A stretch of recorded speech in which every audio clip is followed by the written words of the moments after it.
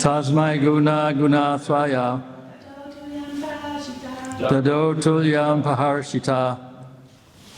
Saha, he, Emperor Manu.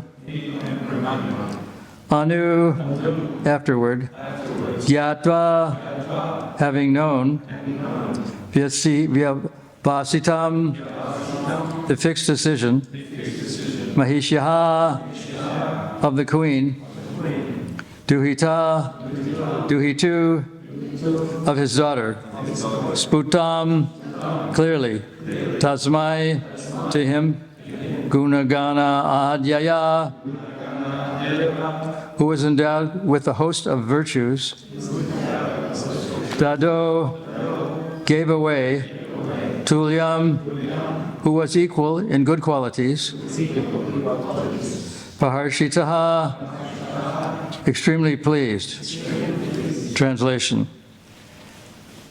After having unmistakably known the decision of the queen, as well as that of Devahuti, the emperor most gladly gave his daughter to the sage, whose host of virtues was equaled by hers.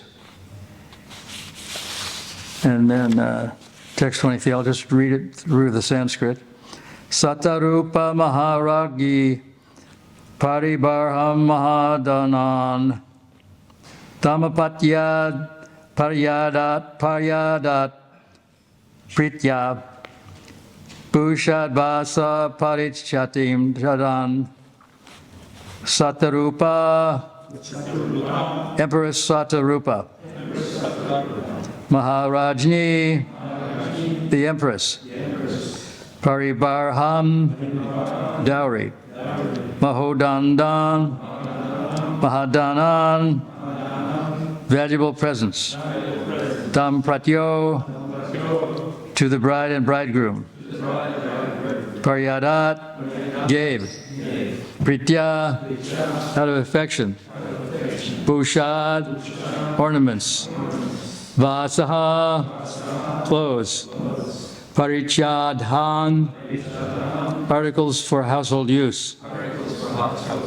Translation by Srila Prabhupada. Empress Shatarupa lovingly gave most presents suitable for the occasion, such as jewelry, clothes, and household articles, in dowry to the bride and bridegroom.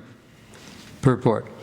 The custom of giving one's daughter in charity with a dowry is still current in India. The gifts are given according to the position of the father of the bride. Paribarhan Mahadhanan means the dowry which must be awarded to the bridegroom at the time of marriage. Here, Mahadhanan means greatly valuable gifts, befitting the dowry of an empress. The words Bhusha Vasaha Parichardan also appear here. Bhusha means ornaments, Vasa means clothing, and Parichadan means various household articles. All things befitting the marriage ceremony of an emperor's daughter were awarded to Kardama Muni, who was until now observing celibacy as a brahmachari. The bride, Devahuti, was very richly dressed with ornaments and clothing. In this way, Kardama Muni was married with full opulence to a qualified wife and was endowed with the necessary paraphernalia for household life. In the Vedic way of marriage, such a dowry is still given to the bridegroom by the father of the bride. Even in poverty-stricken India, there are marriages where hundreds and thousands of rupees are spent for a dowry. The dowry system is not illegal, as some have tried to prove. The dowry is a gift given to the daughter by the father to show goodwill, and it is compulsory. In rare cases where the father is completely unable to give a dowry, it is enjoined that he must at least give a fruit and a flower. As stated in Bhagavad Gita, God can be pleased even by a fruit and flower. When there is financial inability and no question of accumulating a dowry by another means, one can give a fruit and flower for the satisfaction of the bridegroom. Verse again.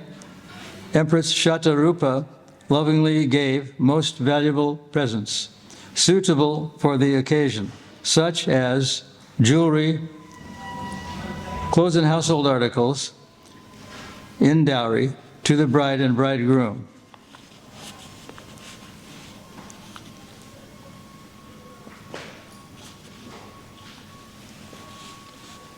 It's a common thing in that part of the world to give substantial dowries.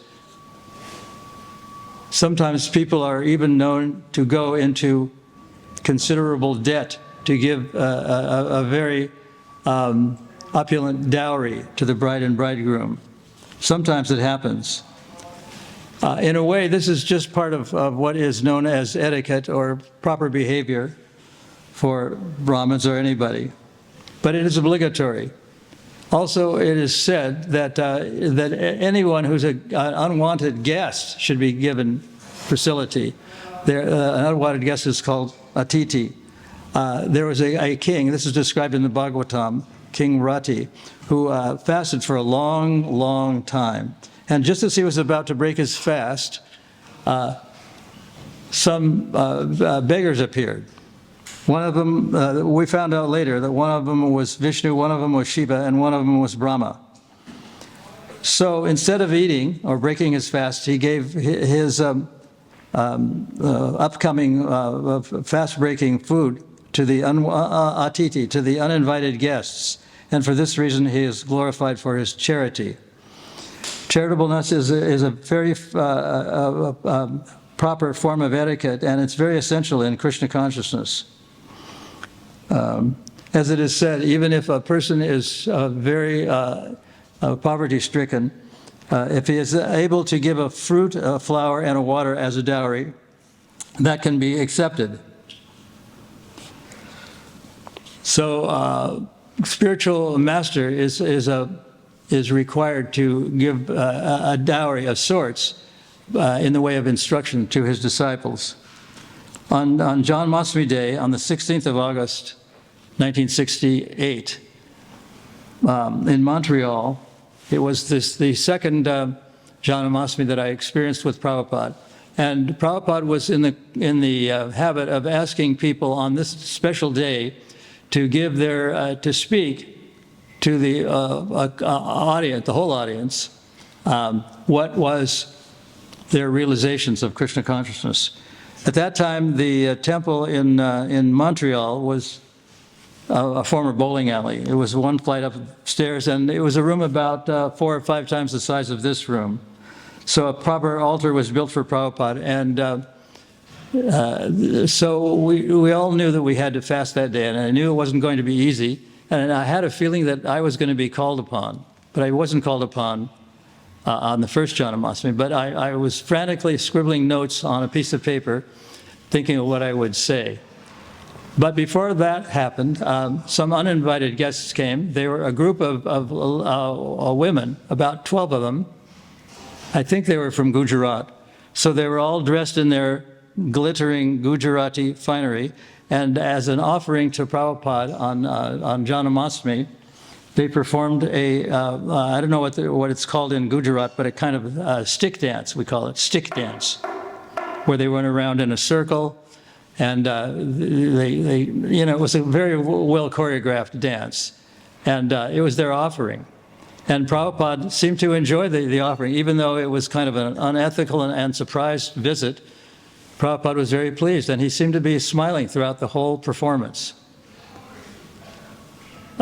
I don't know where these people came from or where they even heard that there was Janmashtami going to be celebrated, because this place was a former bowling alley on Park Avenue. One flight up the stairs was on what in England they call the first floor. It's actually it's second floor in America. But anyway, he was very pleased, and at the end of the performance, he had a fairly lengthy conversation with these ladies, and I don't know if it was in Gujarati or Hindi or what it was, but I couldn't understand a single word of it, but I knew he was very pleased with their performance. So then that performance ended, and towards noontime, Prabhupada himself decided to chant. He was he was the pujari on that day. And so he chanted the samsara prayers in a different melody than what we're used to, because it was a different time of day. In that part of the world, there are different tunes or melodies, or ragas, chanted at different times of day. And it went something like this: Samsara dava naladida loka tranaya karuna gana ganatyam praptasya kalyuna gunarnavasya bande guru sri charanarvindam Mahaprabhu kirtana nitya gita baditra madhya manasura sena romanchakam pasu taranga bhajo bande guru sri charanarvindam. It was a great surprise to hear the Guru Vasta sung in that melody. But Prabhupada didn't announce it. He just launched into it, and everyone was very happy and pleased. And of course, it was accompanied by the usual mridangas and kartals. But it was an event that was very happy. So he asked several devotees to speak, and we kind of knew it was a special day. Some of the devotees complied, and some of them refused. The refusals were done by Saradya and Janaki. And then some people spoke, Gaur Sundar, Hansadutta, and others, they spoke. And I was writing my stuff down, and somehow or other, he didn't call on me. But the next day, which was Nandotsava, or Vyasa Puja, it was the first Vyasa Puja I experienced with Prabhupada. He was again calling on people. And this time, there was no escape. He called on me. And what I said was kind of lengthy, and it was sort of, it wasn't exactly spontaneous. It was kind of what I was writing down and taking notes on. I have a copy of what I said. This was said about 54 years ago, so I didn't remember everything, but I found it somewhere. And it went like this. Let me offer my respectful obeisances to our spiritual master, Swami Bhaktivedanta, who is dear to Lord Krishna, having taken shelter unto his lotus feet. The Krishna consciousness movement is intended to make a solution to our everyday problems. It's not a kind of place where people just come because there's some religious rites being performed. But everyone in this age is thinking that, quote, I am free, close quote, and actually I am not free. I am very bound up, very strictly bound up by the stringent laws of nature. In every status of life, I have to serve somebody or something, or my own body. In every status of life, I have to serve my wife, or I have to serve my children. I have to serve my pet. I have to serve my work, my boss, my associates. If I'm very wealthy, very elevated, or very beautiful physically, if I am born in an aristocratic family, I always have to serve somebody. If nothing else, one has to serve one's own stomach. I have to eat. I have to get food. I have to serve my stomach. So I am not free at all. I have to do these things. There's no way I can stop. If I don't eat, I will die. So our natural position as a living entity is that we have to serve something. Every living entity has to serve. That's our natural position. If something is wrong with my hand, and I want to be cured, I don't grab onto some foodstuff or some medicine, some herbs, and squeeze it with my hand and think that this hand is going to be cured. I take the medicine or the food through my mouth, and then it circulates through the digestive system and through the veins, and finally comes to the hand and can work its cure. So the hand, unless it's serving its source, then it's useless. The servant must serve its master, or the part must serve the whole. And our relationship with God is the same. Just like the hand is made out of bile, blood and air, flesh and bone, as all the body is, so similarly we're made out of spirit. Qualitatively the same as Krishna, but quantitatively many millions of times less. Qualitatively the same, quantitatively different. Fragmental portion. So, if we fragmental portions, separated parts and parcels, can serve the whole, or the whole, Yeah, I don't know what I said there. Then we can be cured by this material disease, which is rampant nowadays. And this is possible only by mercy. By mercy alone, we can transcend this material existence and know that I am part and parcel of the Supreme, Krishna or God. And I can erase all of my karma, and I can erase all of my karma and situate myself in pure consciousness. But this consciousness cannot be purified unless there is mercy. And in this age, Kali Yuga, as we know, mercy is diminished to being almost non-existent. And Kali Yuga is just beginning. So if we can get some information about what I am, what is my position, and what is God, and how I am related to God, what is the world, then we're very fortunate.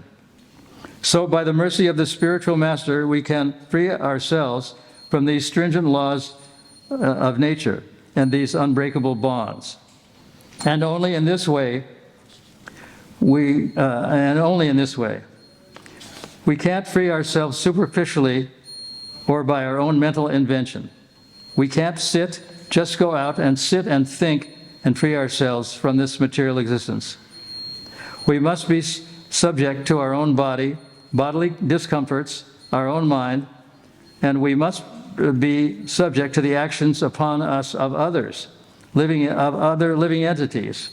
And we must be subject to the laws of nature, to providence, to pestilence, famine, catastrophe. But if we can accept and hear submissively this teaching of Srimad Bhagavatam, Bhagavad Gita, from the bona fide spiritual master, then we are free immediately. We are in Vaikuntha.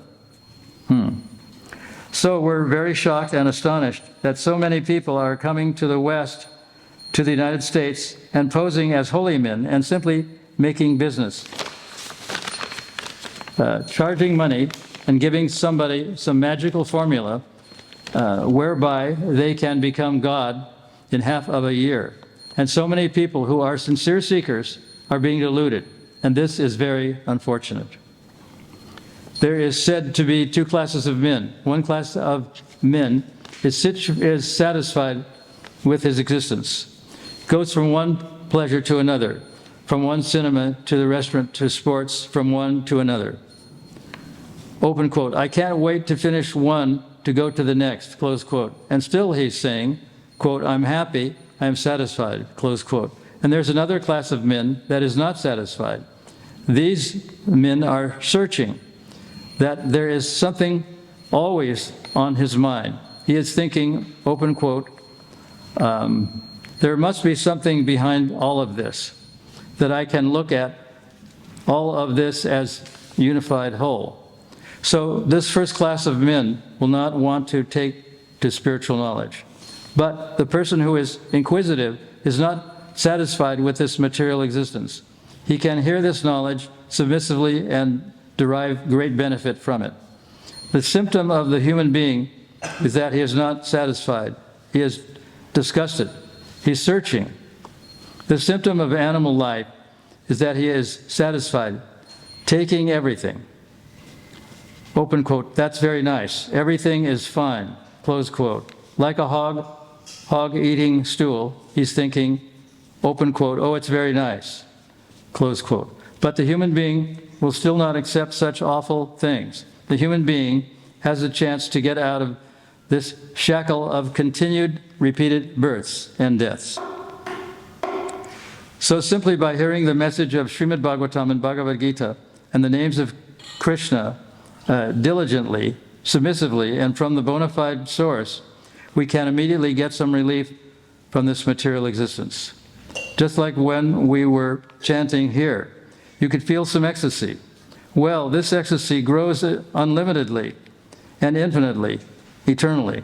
If one takes to it, it's not as if you reach some point of enlightenment and then you're enlightened. No, but it's always eternal, ever increasing. Just like the relationship between ourselves and our spiritual master is eternal and ever increasing. Our relationship with God is the same. So please try to realize this is a very serious movement And we're not asking you to sign up or to pay us anything, but simply to sincerely try it, and you'll immediately feel some benefit. Thank you. So that was what I said, not exactly spontaneously, but based on notes that were scribbled on a small piece of paper. And then Prabhupada was immediately searching for his next victim, so to speak. And one of them was Pradyumna. I don't know if you know who Pradyumna is, but he was one of the key Sanskrit translators of Prabhupada's works. And this is what he said. He was called on. He said, and this is a quote, "There is probably a movie which people have seen. It is called The Wizard of Oz." I don't know if some of you have seen this film. It was a child's film, The Wizard of Oz. It was based on a 1900 book called The Wonderful Wizard of Oz, written by a guy named Baum. Some of you have seen it. It's called The Wizard of Oz. And in this movie, there is a young girl that was played by, I think the actress's name was Judy Garland, and she was about 12 years old. At the end of the movie, she is asked what she learned on this trip. And she says, quote, "I was always looking for something, but I never found it. And now I know why. Because everything I was always looking for was always right in my own backyard. And it wasn't in my, and if it wasn't in my own backyard, it wasn't worth looking for anyway," close quote. So as Pradyumna continued, "So this is the condition of all living entities, that they have everything right within themselves in their own heart, that they have the capacity of all, that they all have the capacity for all the knowledge, whatever they could acquire, in all this world, and right beside them is Krishna, and they are trying to find it themselves." And another thing that she said, it's not what Pradyumna, that was where he ended his talk, and he was interrupted by Prabhupada, who was about to call on his next speaker. She said that there must be another world, a world that you can't get to by boat or train, but and then she launched into this song called "Over the Rainbow." That became very famous too.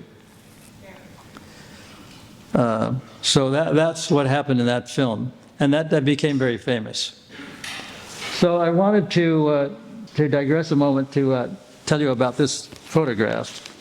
This is a photograph of Radha Ishwara, and it's a photograph that appeared on this was a record album that was printed in 1968 or 69. Yeah, sorry, 1969, and we were looking for a photograph of the deities, Radha Ishwara, in these clothes, but it was nowhere to be found. So we decided to opt for the next best thing, and we found another photograph of deities wearing kind of purplish or magenta colored clothing. And but it was due that very day, so we were and we just had already decided that that we were going to use this second best dressed group of deities. So that morning the post came, and as usual it came in a big clump. And there was one letter that came, there was no note in it. It was just a letter on an envelope that was postmarked Italy. And inside there was no letter, but there was a photograph about 4.5 centimeters square.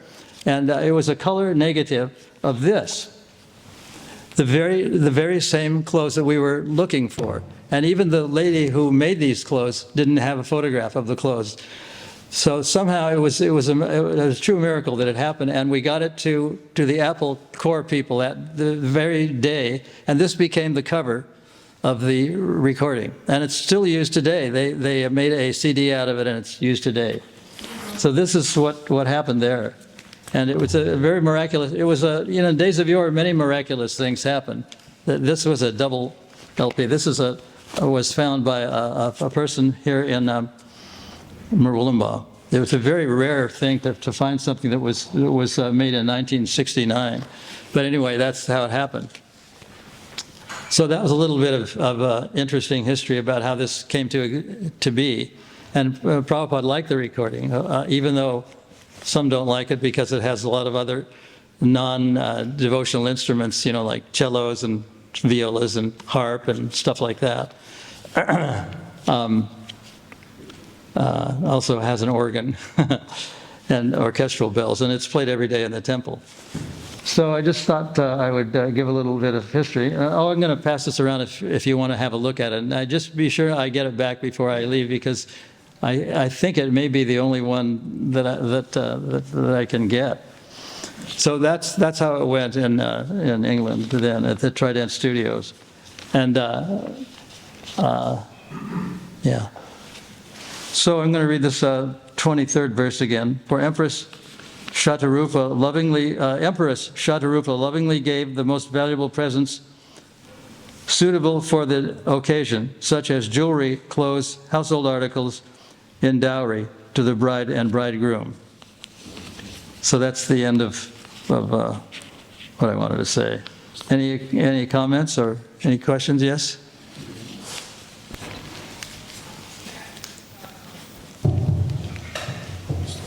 Hare Krishna Maharaj. Maharaj, you're passing around this beautiful album cover, and I heard that you also played an important role in the production of this album. Can you share some? Well, in addition to being full of musicians with their parts all written out, cellos, violins, violas, harp, celestial bells, there were about 12 devotee singers, and they stood and sang, and I was like the choir director, so to speak, by default. And then I played the Hammond organ during the session. And then there were 2 or 3 other sessions later on. Drums were added and a few other things were added, but that's how it went. That was in a studio in the red light district of London, in a place called St. Anne's Alley, which is affectionately known by Londoners as Sin Anne's Alley. Because in that Soho Street area, there's illicit sex, meat eating, gambling, you just name it, it's there. It's the sin center of the city. And what was the studio? The studio was called Trident, T-R-I, not like the trident that Lord Shiva carries, but it was one word, Trident Studio. And a lot of famous people recorded in that studio. The Rolling Stones recorded in there, and a lot of famous people. And I think it still exists. I'm not sure, but I think it's not a recording studio now. It's something where they put together things. Yes? Pardon? It's still there. Still there, okay. At least it was last year. Pardon? At least it was last year. Yeah, well, that means it's probably still there. Yeah. Was this the studio, the event with George Harrison and other Beatles? Did they participate in this recording? George was the producer, so to speak, or the mixing agent. He mixed the recording on a big console. It was about 1.5 meters this way and about 2/3 of a meter high. And it was a very state-of-the-art recording studio in its day. He was one floor up, and he watched everything through a big plate glass and mixed all the recordings. Mridanga and kartals were played in a separate room on the ground floor, on the lower level, because the high partials of the kartals would drown out all the other instruments. So if you listen closely to the recording, you can hear it. You can hear the kartals and the mridanga, but it's mixed in such a way that it's barely audible. And what was it like working with George? Did he give you some directions? Do like this, do like that, this mood, that mood? Not so much. He just told us to do it, and we did it. Okay.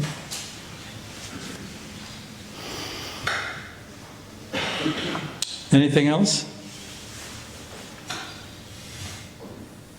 Okay, we'll stop at that point. Thank you.